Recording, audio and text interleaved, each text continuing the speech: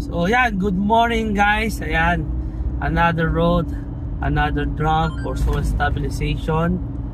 So napakaaga namin gumising. Kasama ko si Boss Jake. Yan. So travel kami today kasi tumawag yung client na pina-pull out natin ng one drum yesterday. Kung nakita niyo yung aming vlog. So urgent pala yung project for soil stabilization using our product, of course, Road Packer Plus. So yan, pupuntahan natin yung client to guide them sa proper application ng aming produkto. So ganyan ka-solid ang service ng Road Packer, no?